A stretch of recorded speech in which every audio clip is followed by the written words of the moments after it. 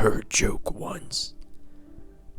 The most critically acclaimed production company in America obtains IP to most critically acclaimed independent graphic novel of all time. People rejoice. Oh, they'll finally make adaptation better than Zak Cider movie, they claim.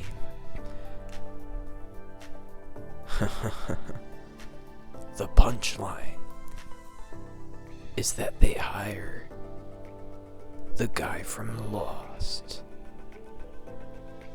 and not the good one. Everyone laugh. Curtains. The main joke here being that HBO Max still made a critically divisive series that divided audiences, just like the Zak Cider movie did, ultimately being disappointing in the eyes of the fans. That's what happened, yeah. We have to talk about Watchmen for a bit. I'm not talking about Watchmen or Watchmen. I'm talking about Watchmen, the 2019 show headed by Damon Lindelof, popular writer and producer of many different projects such as Lost, the new Star Trek movies, and other creations that receive very, very mixed reception depending on your own perception of Damon Lindelof. Now, I'm a bit of a super fan of the original Watchmen graphic novel. In fact, I would say it's probably my favorite graphic novel of all time. It's such a large, sprawling, and intense universe in which you follow around many, many different characters, all of which are extremely well developed. They all have their own points, their purposes, their goals, and their motivations, and even though you disagree with many of these characters, or are at least supposed to disagree with some of these characters, you ultimately end up understanding their motivation, where they're coming from, and what their goal is in the story. Watchmen, on the other hand...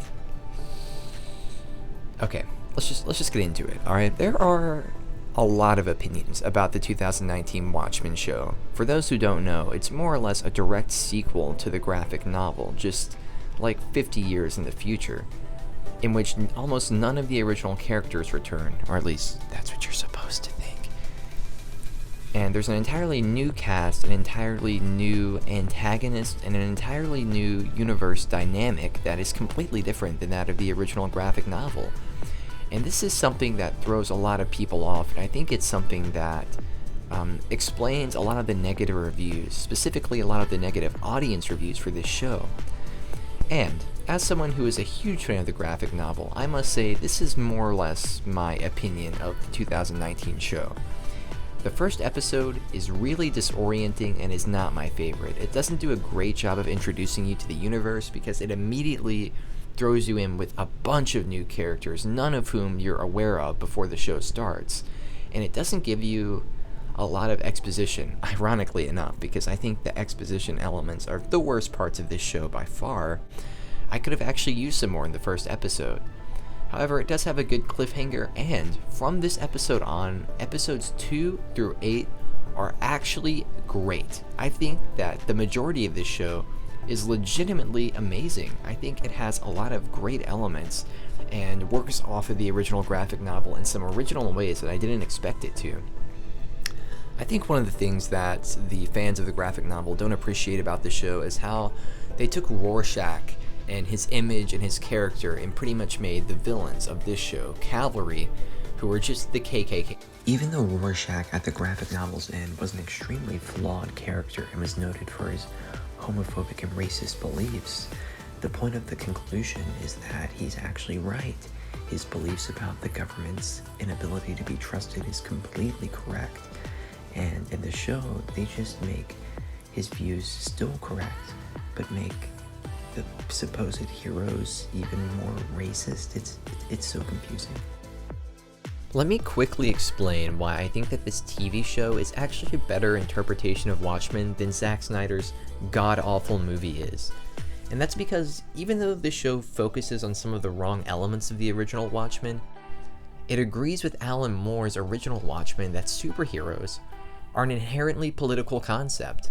A lot of people despise this show, and even probably the original Watchmen, because it's too political for the superhero genre. It uses superheroes as if they were political devices used for specific ideologies pressing their beliefs onto others. Some people declare this show is too liberal because it's inferring that all right-wing conservatives are a part of the KKK, pretty much. As a lot of the police officers are black, and they're the ones that are experiencing oppression rather than the civilians experiencing oppression by the police officers. The roles are reversed in this work. Alan Moore also obviously saw superheroes as being political. I mean, what are superheroes? They're beings that take the law into their own hands, regardless of what the police want. That's why vigilantes are being hunted down in this universe, and why they were declared to be illegal in the original Watchmen's universe. It's because Alan Moore wants to bring up a lot of heady and ideological questions, like, do superheroes have the moral right to do this to other people? Do superheroes actually have the ability to control crime like they do in a lot of traditional superhero works? This series, just like the original Watchmen, takes the superhero concept and pushes it to a new level. It brings up a lot of philosophical and moral questions that superhero movies, especially those of today, don't really ask a lot. So, as an example of an auteur taking a philosophical look at the superhero genre, you can do way worse than this remake or sequel or whatever the hell it is. Even though it has trouble introducing some of the characters, and even though all of the characters' conclusions are relatively unsatisfying, and trust me, I'll get to that, I enjoyed the journey a lot. I think this contains the tone of the original Watchmen to a T, by the way it focuses on a bunch of different characters, by the way it introduces story points that you're not sure where it's going to go or how they're all going to connect until the conclusion, where it all comes together and you all realize, oh, this character did have a purpose, this character is servicing the plot in this way. That's just like how the original Watchmen did it with characters such as Night Owl and Silver Spectre, who you saw as potentially unimportant and unnecessary to the plot until the conclusion, in which you realize that they're just a part of the evil that accepts this cruelness of society and moves on.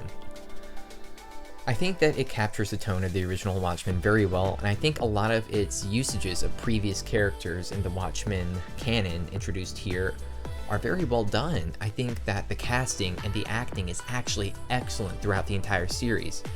Jeremy Irons as Ozymandias, fucking perfect casting, especially as an old Ozymandias. He embodies his character so well, and I think it's brilliant casting.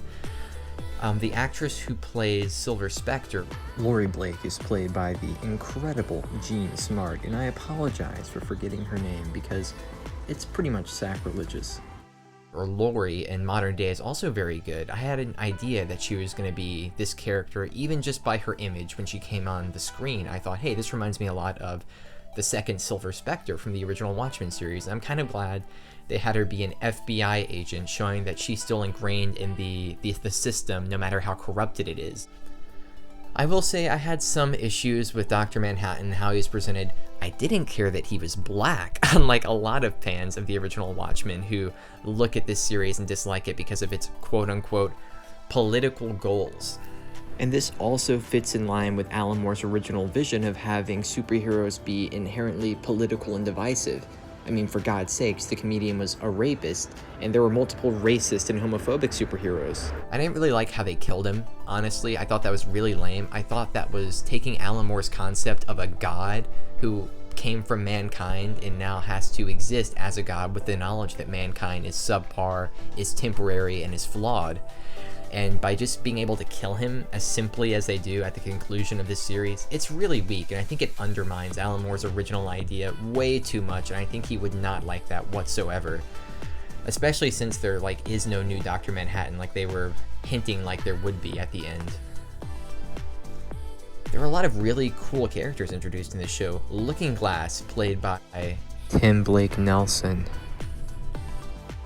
He's so calm and collected, and his backstory really gives him a lot of empathy. I think he has the best episode in the entire show, which is his background episode. Even though he was questioning which side he was on, and there was moral ambiguity as to what he would do, His conclusion was also rather uninteresting and rather disappointing because he just simply stays with the police and takes in Jeremy Irons to prison. That's pretty much all his role was to do, which is kind of sad. I even like the protagonist. I think that she's very interesting.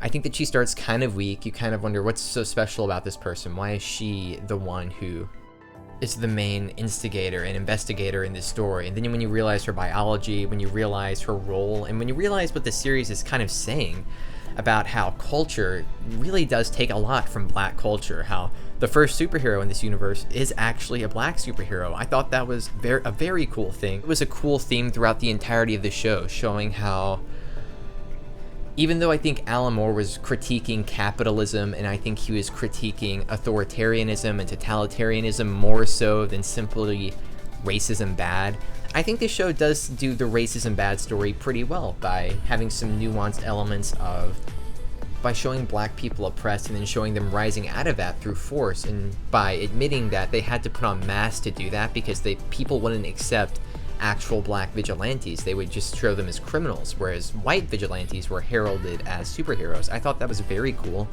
and I was super surprised when I was watching it to find out that this came out before the George Floyd tragedy, because there are a lot of really timely themes in here and a lot of imagery that really reminded me of that situation. And for this to come out in 2019 and still remain relevant after all of the Black Lives Matter protesting is really cool. And I think Damon Lindelof had a pretty progressive and a pretty helpful point by making the series focus more on the racial divide rather than Alan Moore's focus on the class divide.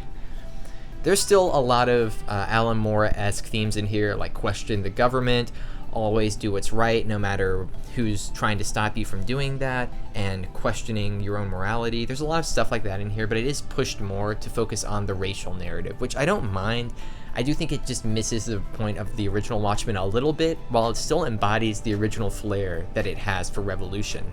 To put this absurd and complex show into a swift conclusion, I have to say that the main positive of this show remains its cast and its relationship with the original Watchmen.